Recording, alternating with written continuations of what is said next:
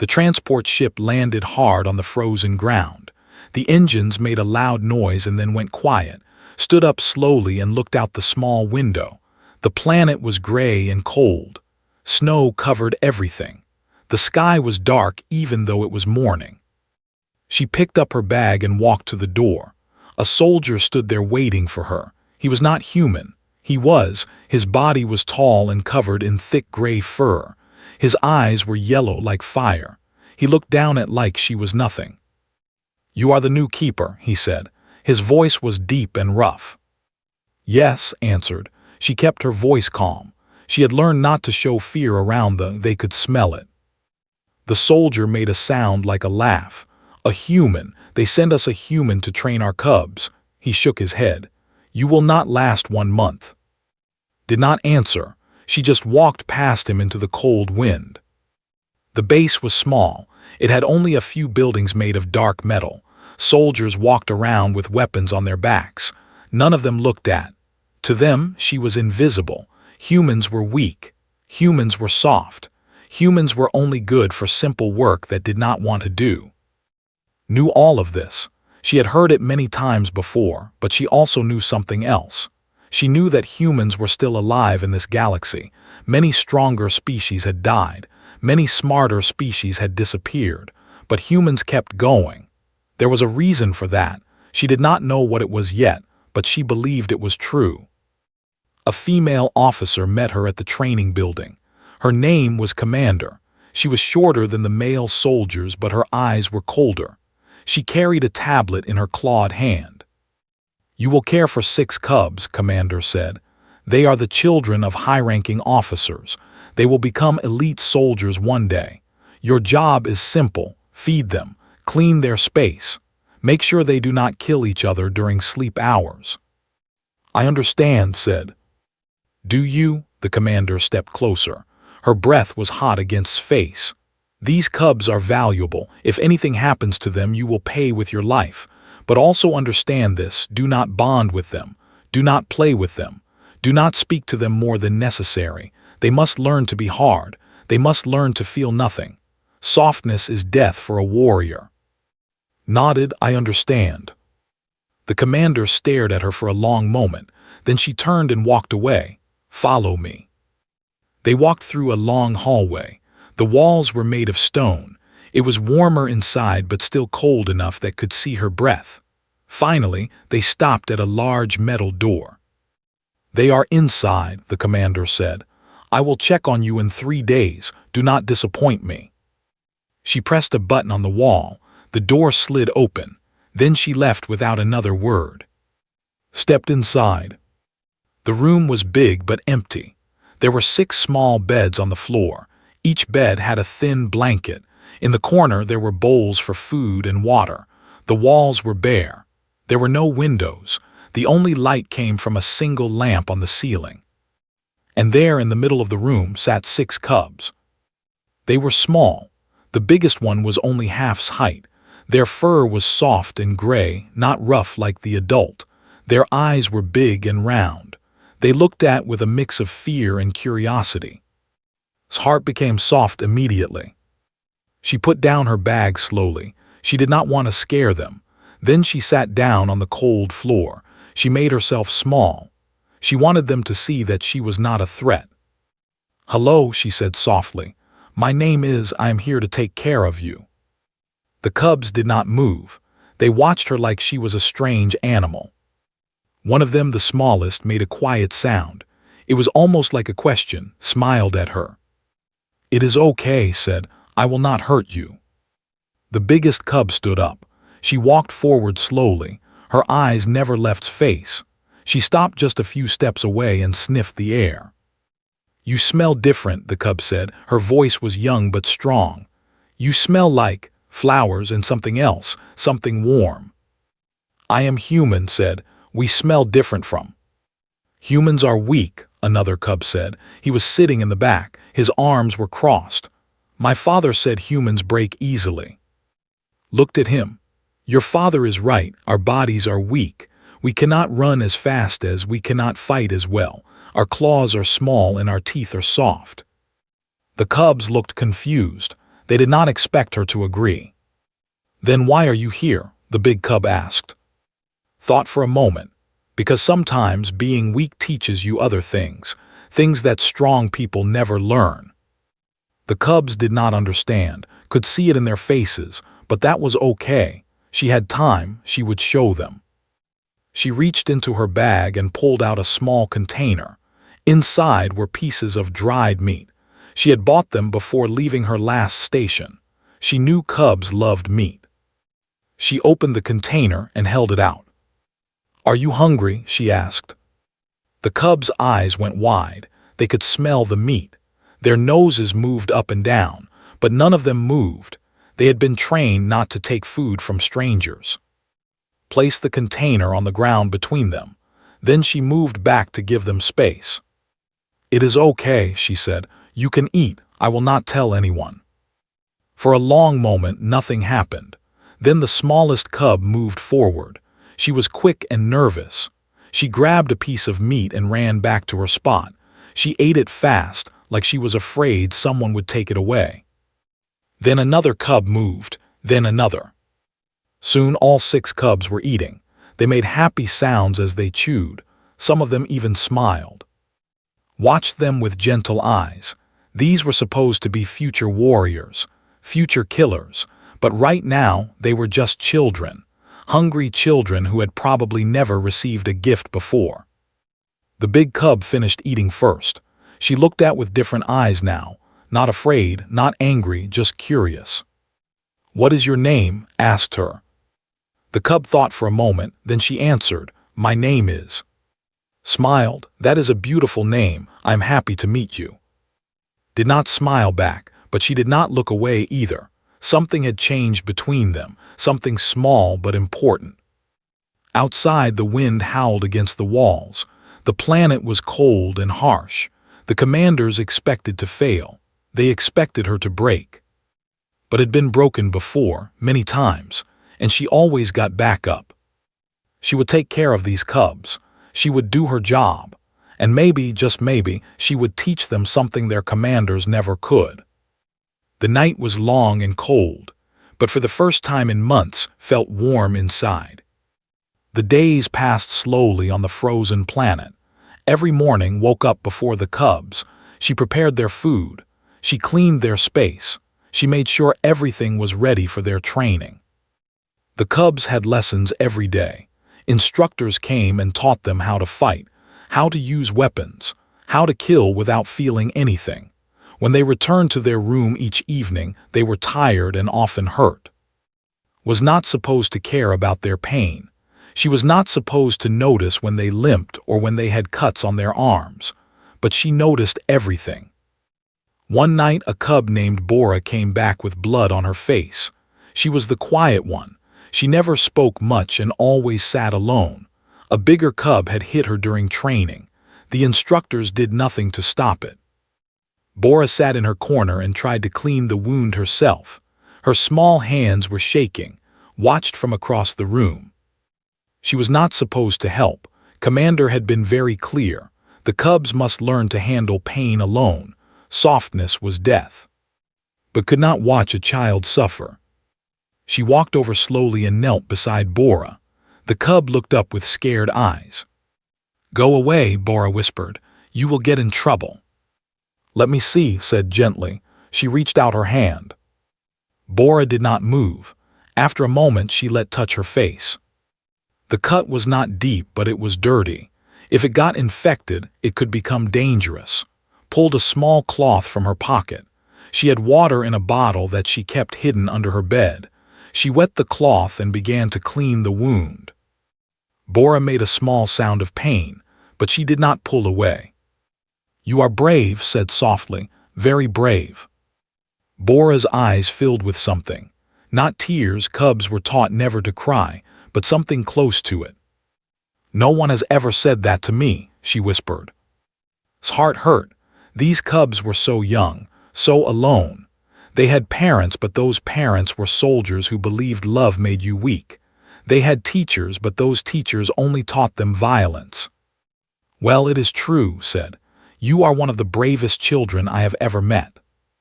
She finished cleaning the wound and wrapped it with a small bandage. It was not much, but it would help. There, she said, all better.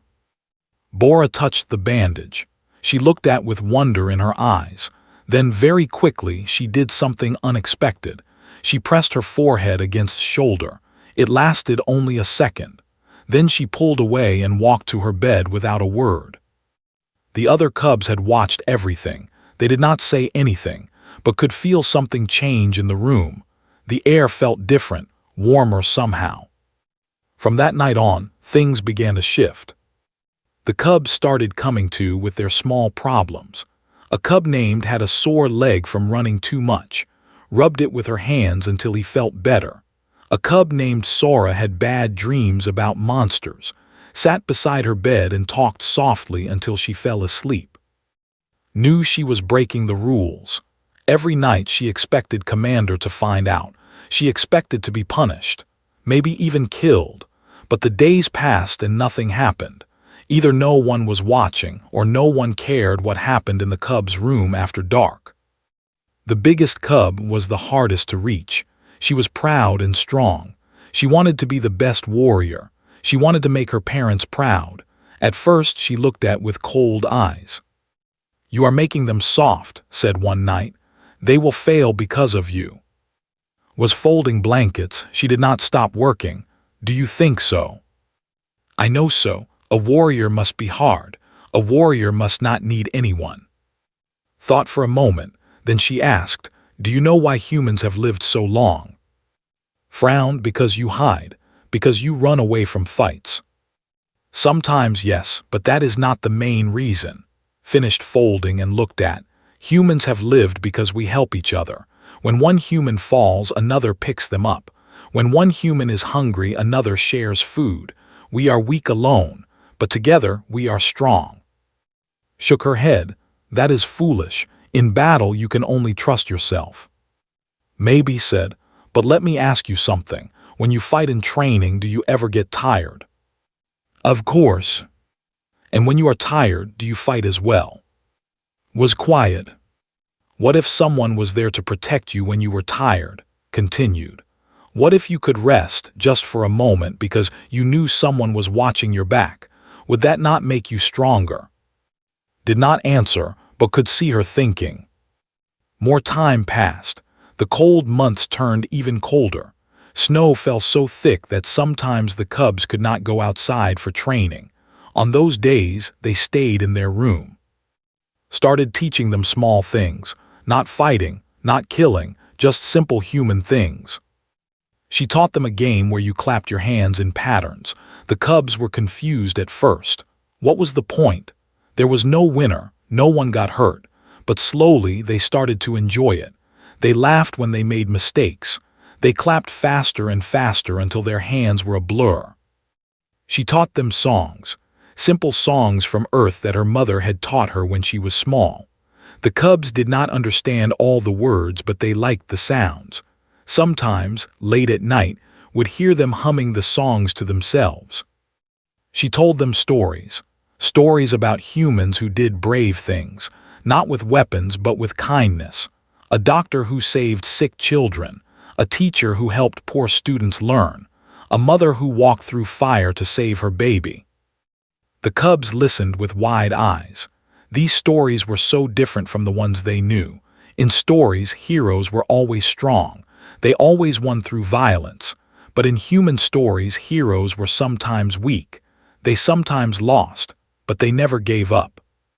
One night after a story, the smallest cub asked a question. Her name was. She was tiny and thin, and she often got sick. She said in her small voice, "Do you have a family?" The room went quiet. All the cubs looked at. She was quiet for a moment. Then she answered honestly. "I did a long time ago. I had a mother and a father. I had a little brother. They lived on Earth." "What happened to them?" His eyes became sad. "There was a war. Many people died. My family was lost." Lost, did not understand.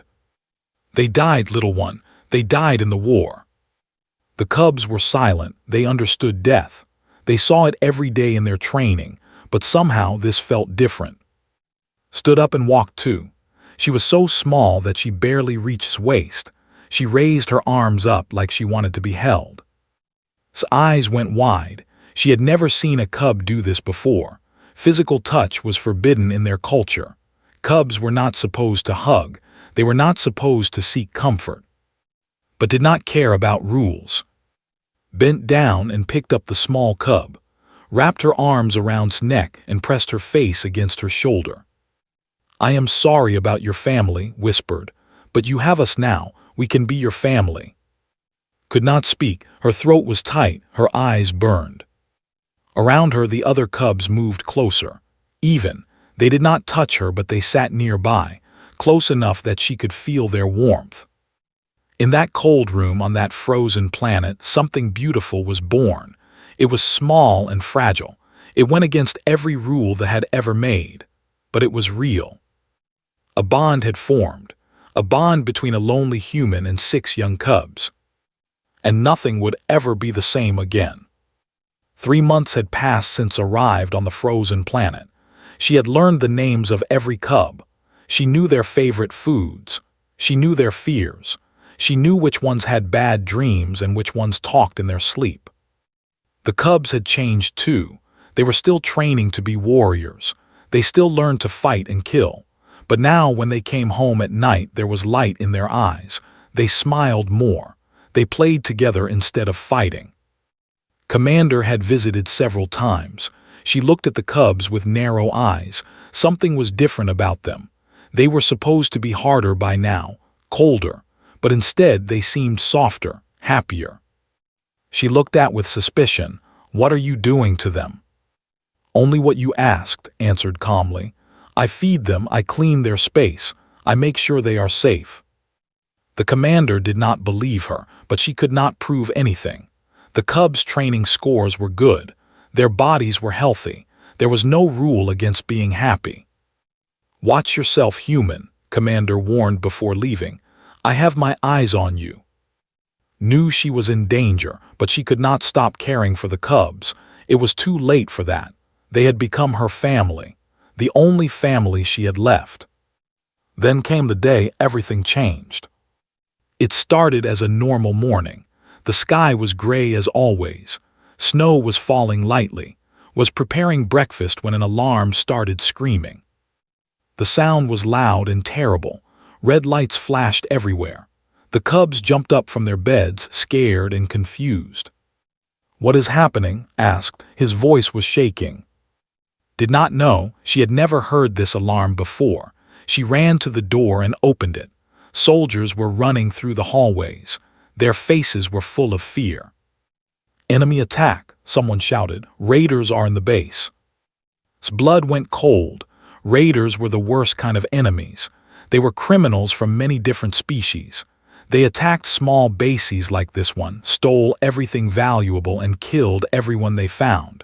They had no mercy, not for soldiers, not for children. She ran back into the room. The cubs were huddled together in the corner.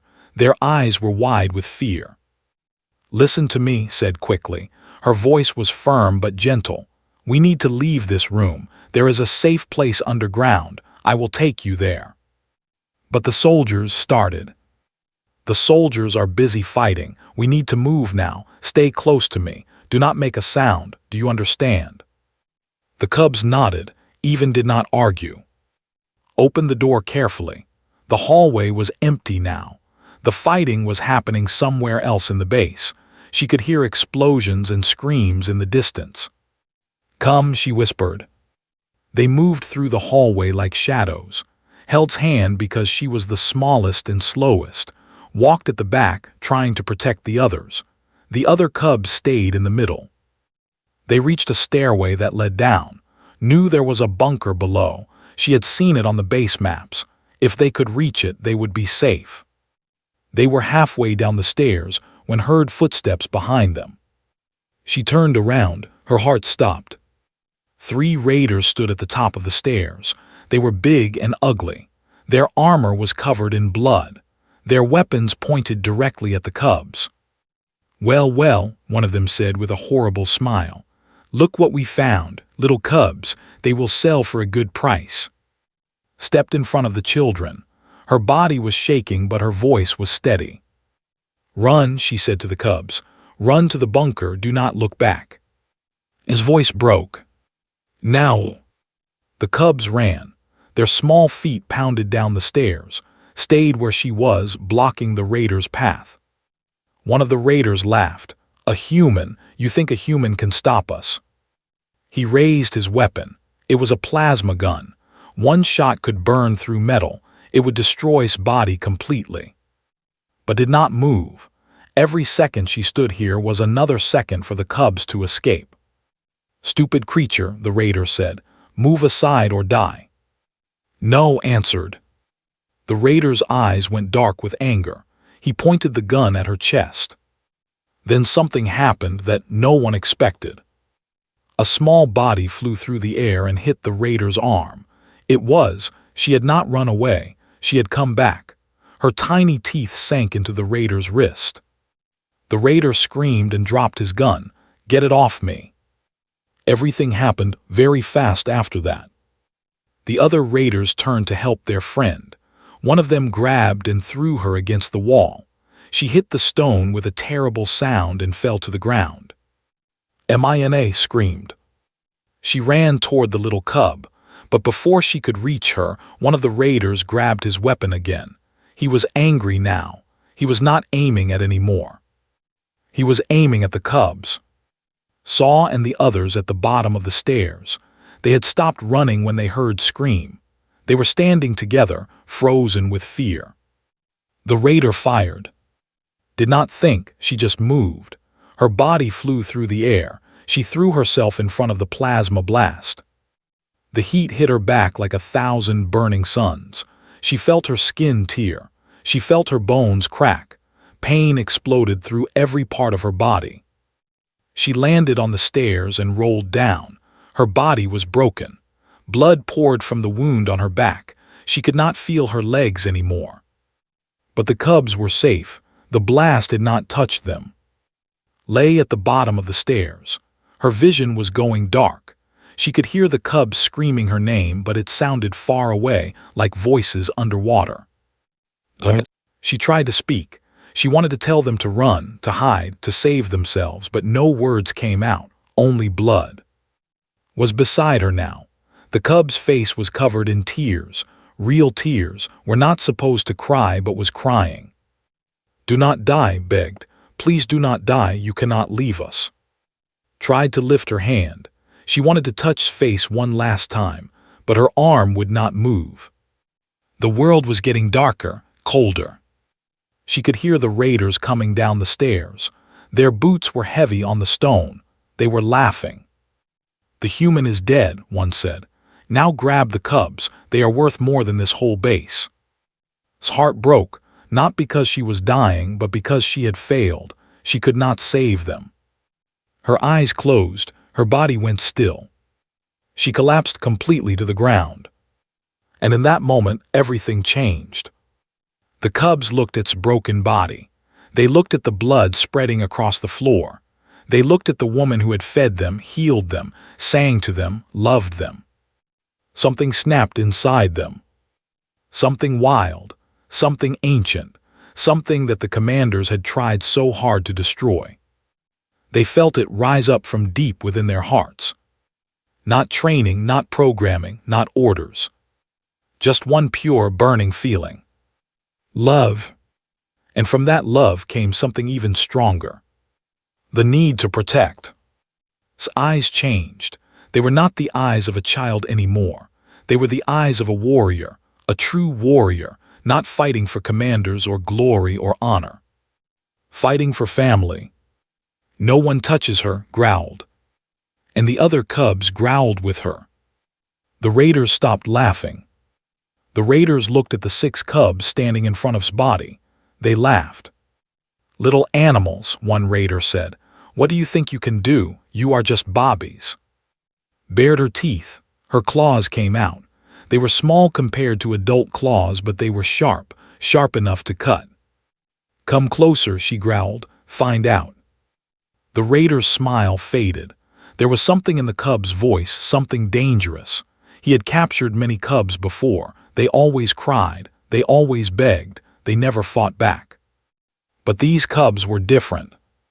Moved to stand beside, his body was still small and thin, but his eyes were hard. "You will not touch her."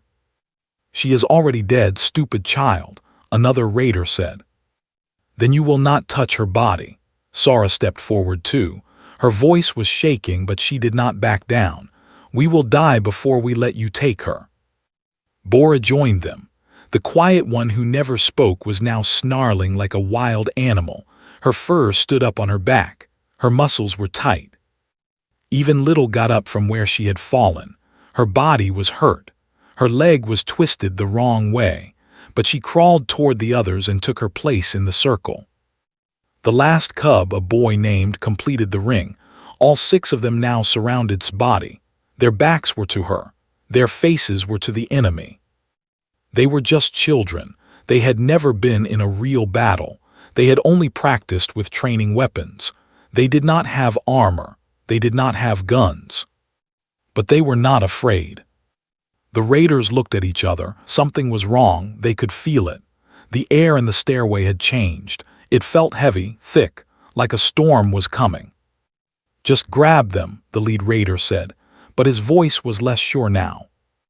One of the raiders stepped forward. He reached out to grab. She moved like lightning. Her claws cut across his hand. Blood flew through the air. The raider screamed and pulled back. "She cut me. The little monster cut me." His claws were red now. She licked them slowly, her eyes never leaving the raiders. "I told you," she said, "come closer." The raiders were angry now, real anger. They raised their weapons. "Forget the money," the lead raider snarled. Kill them all." At that moment, something strange happened. The cubs heard a voice in their heads. It was the military command system. All soldiers had a small chip in their brains that let commanders send orders directly to their minds. The cubs had received their chips when they were born. The voice was cold and clear. It said, "Stand down.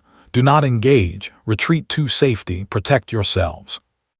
It was Commander. She was watching through the base cameras. She was telling them to run, to leave body, to save themselves. It was a direct order. The chips in their brains were designed to make them obey. Their muscles should have moved automatically. Their bodies should have followed the command. But they did not move. The cubs felt the order. They understood it, but they chose not to follow it. For the first time in their lives, they disobeyed. "Stand down," the voice repeated, louder this time. "This is a direct order." "No," said out loud. "Cubs, you must obey. You are programmed to obey." "We are not programmed," said. "We are family." The connection went silent. Commander had no words. No had ever refused a direct neural order before. It should have been impossible. But it was happening. The raiders did not know about any of this. They just saw 6 cubs refusing to move. They raised their weapons and prepared to fire. Then attacked. She jumped through the air like a small rocket. Her body twisted and her claws aimed for the lead raider's throat. He was bigger, stronger, faster, but she surprised him. Her claws found his neck. They did not cut deep, but they cut enough. Blood poured from the wound. The raider grabbed his throat and fell backward. Before the other raiders could react, the rest of the cubs attacked. Jumped on one raider's back and bit his ear. The raider spun around, trying to throw him off, but held on with all his strength. Sora and Bora worked together. They grabbed a raider's legs and pulled. He fell to the ground hard. Then they were on him, clawing and biting. Found a piece of broken metal on the ground. He picked it up and threw it with perfect aim. It hit a raider in the eye. The raider screamed and dropped his weapon. Even fought. She could not walk well because of her twisted leg, but she grabbed a raider's foot when he tried to pass her. She held on tight while he tried to kick her away. The stairway became chaos. The raiders were bigger and stronger, but they were not ready for this. They were used to fighting adult soldiers, not wild children who felt no fear. The cubs fought like animals. No, they fought like something more than animals.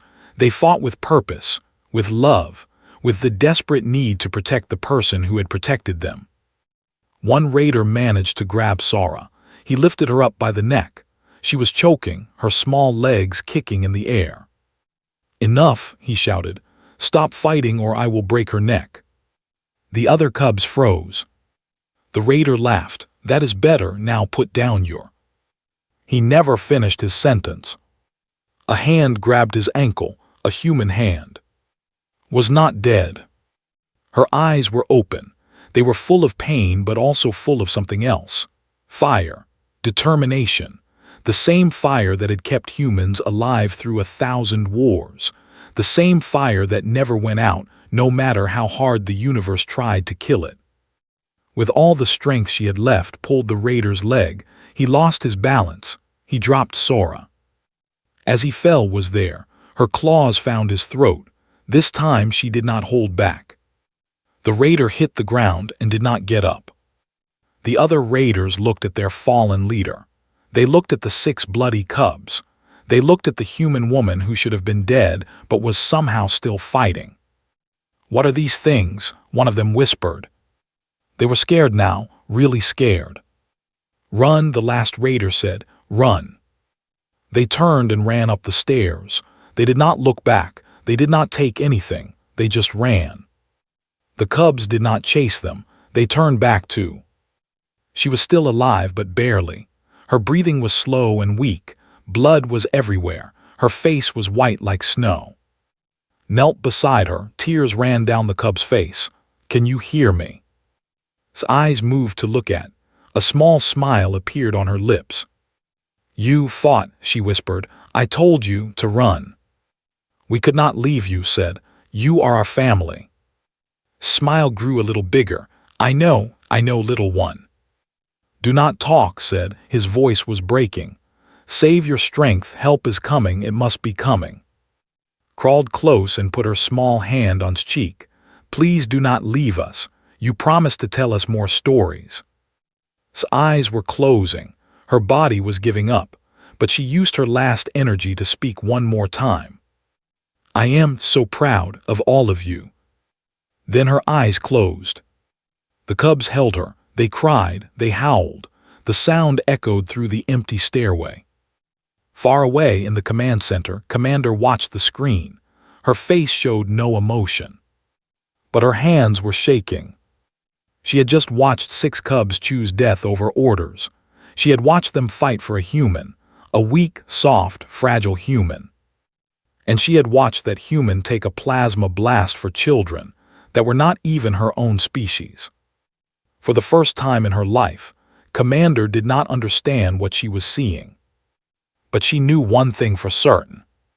Everything she believed about humans was wrong. The medical ship arrived 2 hours after the battle ended. By then, the raiders were gone. Half the base was destroyed. Many soldiers were dead, but the cubs were alive. And so was Barely. The doctors worked on her for 7 hours. They said she should be dead. The plasma blast had burned through muscle and bone. Her heart had stopped twice on the operating table. Any normal creature would have given up. But was human, and humans did not give up. While the doctors worked, the cubs waited outside. They refused to leave. Commander ordered them to return to their room. They refused. She threatened them with punishment. They did not care. Stood at the front, her arms crossed.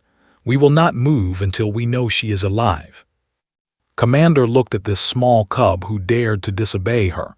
She should have been angry. She should have punished them severely. But instead, she felt something strange in her chest. Was it respect? She said nothing and walked away. Hours passed. Finally, a doctor came out. He was old and tired. He looked at the cubs with curious eyes. "The human will live," he said. The cubs made sounds of joy, started crying, actually laughed. The doctor held up a hand. "But she will need many weeks to heal. Her body is very damaged. She must rest." "Can we see her?" asked. The doctor thought for a moment, then he nodded. "Yes, but be gentle, she is very weak." The cubs entered the medical room slowly, lay on a bed in the center. Machines were connected to her body. Her face was pale, but her chest moved up and down with breath. She was alive. Walked to the side of the bed. She reached out and gently touched his hand. His eyes opened. They were tired but warm. When she saw the cubs, she smiled.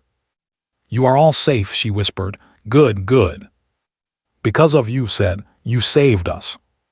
Shook her head slowly. "No, you saved yourselves. You saved me. I just helped a little." "You almost died for us," Bora said quietly. It was the most words she had ever spoken at once. "I would do it again," answered, 1,000 times. The cubs looked at each other. They did not understand. How could someone love them so much? They were not her children. They were not even her species. Why would she sacrifice everything for them? But deep down, they did understand, because they felt the same way. Saw the questions in their eyes. She gathered her strength and spoke again. "You asked me once why humans have survived so long. I told you it was because we help each other, but that is only part of the truth." She paused to breathe. The cubs waited.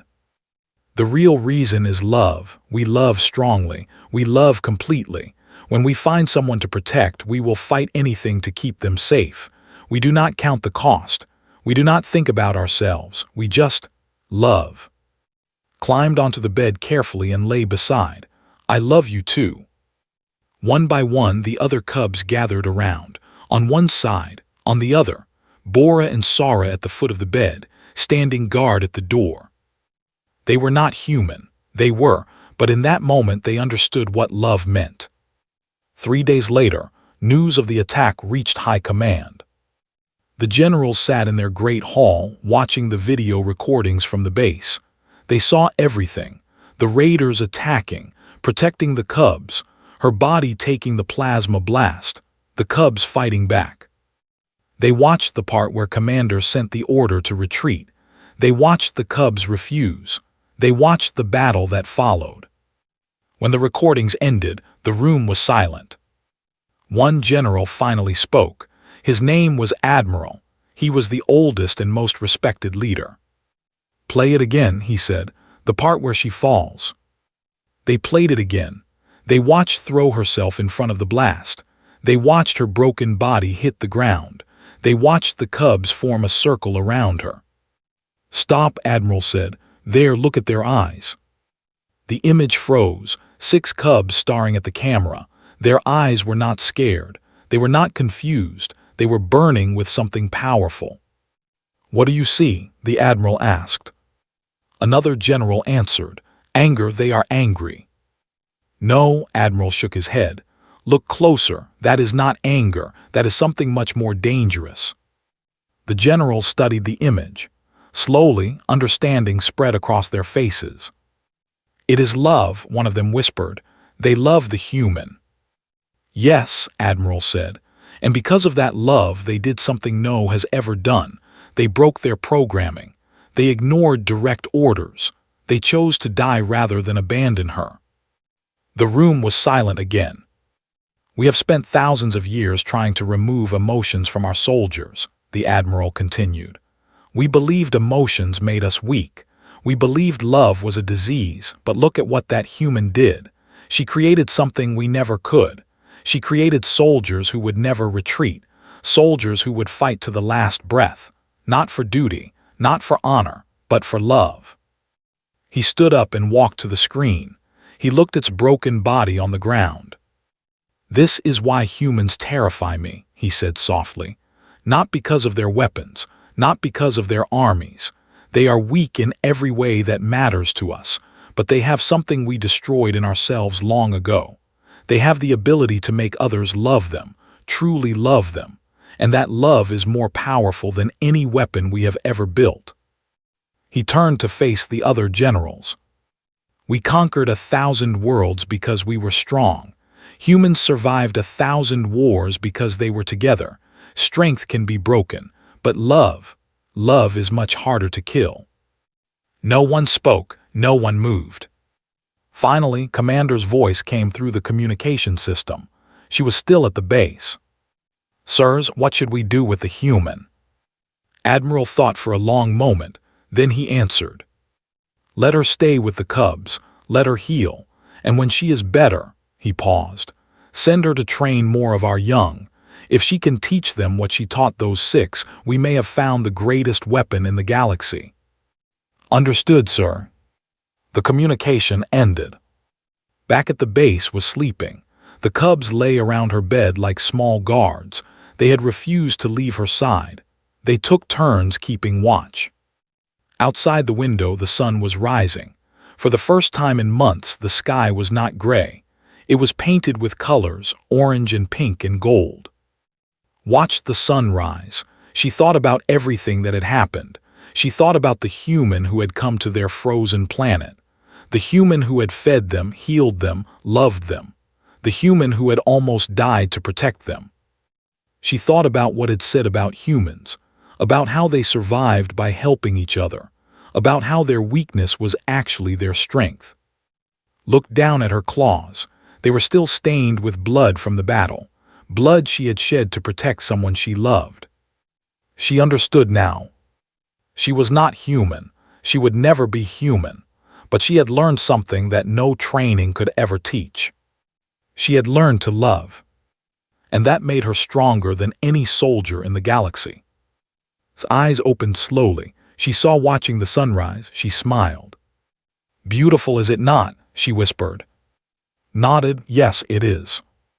Reached out and took his paw in her hand. Her grip was weak but warm. "Thank you," said, "for staying, for fighting, for choosing me."